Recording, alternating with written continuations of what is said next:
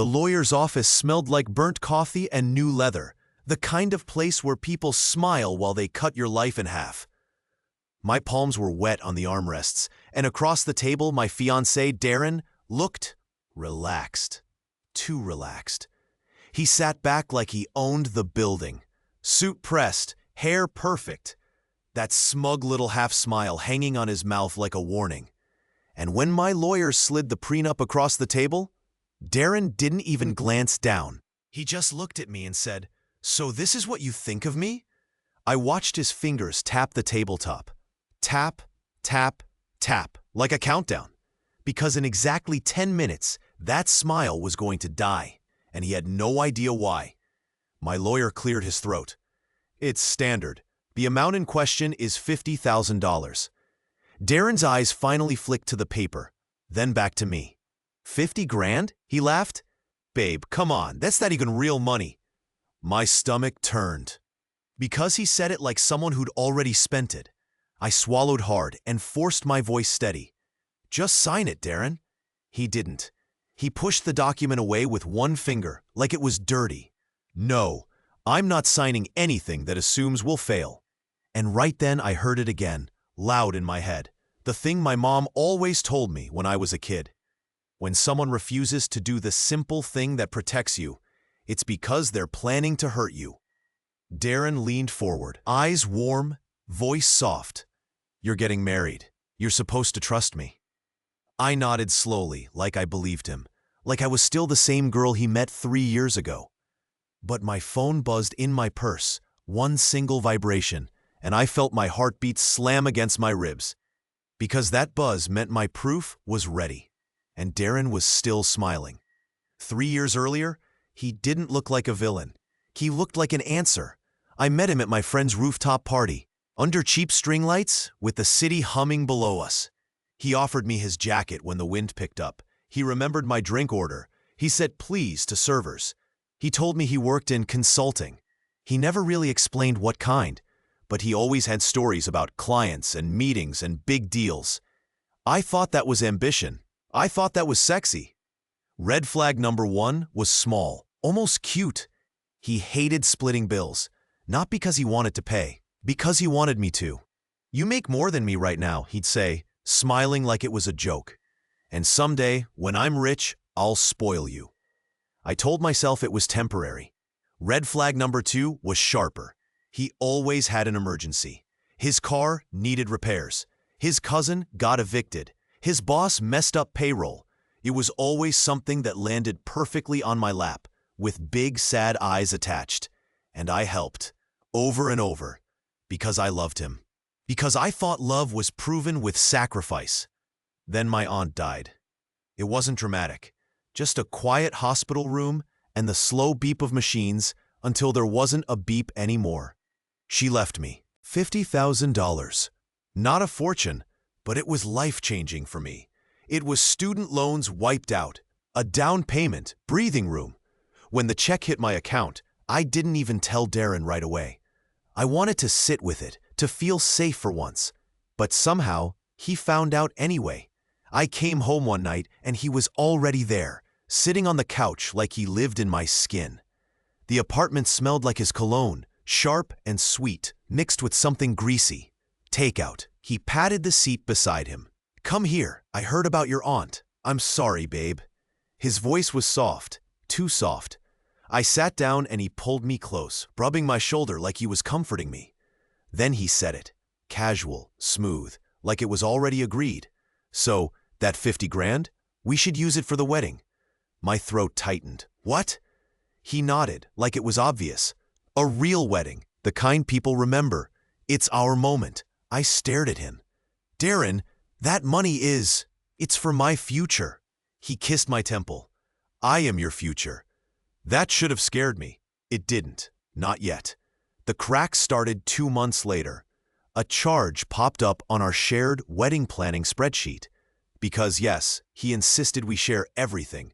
$1,200 for something called Lux Stay Retreat. I asked him about it while he was brushing his teeth. The bathroom smelled like mint and hot water. He didn't even look at me. "Oh, that," he said with a mouthful of foam, "work thing." A work thing at a resort? He spit, wiped his mouth, and finally met my eyes in the mirror. Why are you tracking me like I'm a criminal? I'm not tracking you. It came through the bank alerts. He laughed, but there was no humor in it. So now I can't even have a work trip without you spiraling? My cheeks burned. I'm just asking. He leaned closer, voice low and sharp. You're getting weird, you know that? You're acting like one of those girls who ruins everything because she can't relax. I went quiet. I apologized. And he walked out like he'd won. After that, the weird little moments stacked up like dirty dishes. His phone would flip face down every time I entered the room. He'd take calls on the balcony, whispering like the air might gossip. He started forgetting his wallet at restaurants. Then one night, I heard him in the living room, laughing on the phone. Not his normal laugh. A private laugh. I stood in the hallway, barefoot on cold tile, holding my breath. He said, "She doesn't get it. She thinks the prenup is about trust." My stomach dropped. Then he said, clear as day, "Once we're married, it's ours. 50K. Easy." I didn't move. I didn't breathe. I just listened as my whole body turned to ice. When he came to bed later, he wrapped his arm around me like nothing happened. His skin was warm. Mine wasn't. I stared at the ceiling until sunrise. And when the light hit the walls, I made a decision. I wasn't going to ask him questions anymore. I was going to dig. The next week, I moved like I was underwater. Smiling when he smiled, nodding when he talked about flower arrangements and guest lists. And behind his back, I hired a private investigator. It felt insane, like something paranoid people do. But paranoia is just pattern recognition when you've been lied to long enough. The PI was a woman named Carla, with tired eyes and a voice like gravel. She met me in a diner that smelled like fried onions and old syrup. "What do you want?" she asked. I slid her a folder. Everything. His finances, his job, his travel, his anything. Carla didn't flinch. "He cheating?" "I don't know," I said, and I hated how small my voice sounded. "I think he's planning something." Carla nodded once. "Give me a week." That week crawled. Darren was extra sweet, like he could sense the shift in the air. He brought me flowers. He cooked dinner. He rubbed my feet while talking about our forever. And every time he touched me, I felt like I was being tested, like he was checking if I was still under control. On day 6, my phone buzzed again. One vibration. "Carla, got him. Call me." I locked myself in my car and called her with shaking hands. "Your man isn't a consultant," she said. "He's unemployed. Has been for 8 months." My mouth went dry. "What?" "And there's more," she continued. "He has debt. A lot. And he's been telling people you're his ticket out." My nails dug into my palm. "People?" "A friend. A bartender." "And?" She paused. "A woman." A photo hit my phone. Darren, at that same resort, shirt unbuttoned, arm around a blonde in a white robe. Both of them, grinning like they just robbed a bank. Then another file came through, a screenshot of a text from Darren to someone saved as Mikey. "Darren, if she won't sign, I'll guilt her. Worst case, I'll marry her and take it after. It's only 50K, but it clears my mess." I stared at the screen until my vision blurred. My fiancé wasn't just lying. He was budgeting my grief. That night, I didn't scream. I didn't throw his stuff out the window. I did something colder. I set a trap. I booked an appointment with my lawyer and told Darren it was just paperwork for the venue. I acted nervous on purpose. I let him think I was breaking. He kissed my forehead and said, "Good, we'll get it done." Then, quietly, I moved the $50,000 into a separate account in my name only, with my lawyer's help. No shared access. No accidental transfers. Nothing. I also canceled every vendor deposit that was refundable, and the ones that weren't, I considered it tuition, a painful class in human nature. I didn't tell Darren any of it. I wanted him to walk into that lawyer's office thinking he was about to win. Which brings me back to that table. The burnt coffee smell, the leather chairs, Darren's tapping fingers. My lawyer slid the prenup forward again. It's straightforward. She retains her inheritance in the event of separation. Darren scoffed. I'm not signing. That money is part of our marriage. I looked at him and kept my face calm. Why? He spread his hands like I was being dramatic. Because it's insulting. Because it's fear-based. Because you said, I cut in, voice shaking just enough to sound emotional, that once we're married, it's yours. The tapping stopped. His eyes narrowed. What are you talking about? I reached into my purse and pulled out my phone. My fingers were so cold they barely worked. I slid it across the table to my lawyer. Play it, I said. Darren laughed once, sharp. Is this a joke? My lawyer tapped the screen, and Darren's own voice filled the room, loud and clear, like a ghost dragged into daylight. If she won't sign, I'll guilt her. Worst case, I'll marry her and take it after. It's only $50K, but it clears my mess. Silence slammed down so hard it felt physical. Darren's face changed in stages. Smug to confused. Confused to angry. Angry to scared. That's not, he started. My lawyer held up the next document. And this is the record of her inheritance being moved to a protected account. You have zero access. Darren's jaw clenched so tight I heard his teeth grind. You sneaky. I stood up, chair scraping the floor. The sound cut through him. No, I'm careful. His eyes flashed. You recorded me? I listened, I said. You didn't even try to hide it.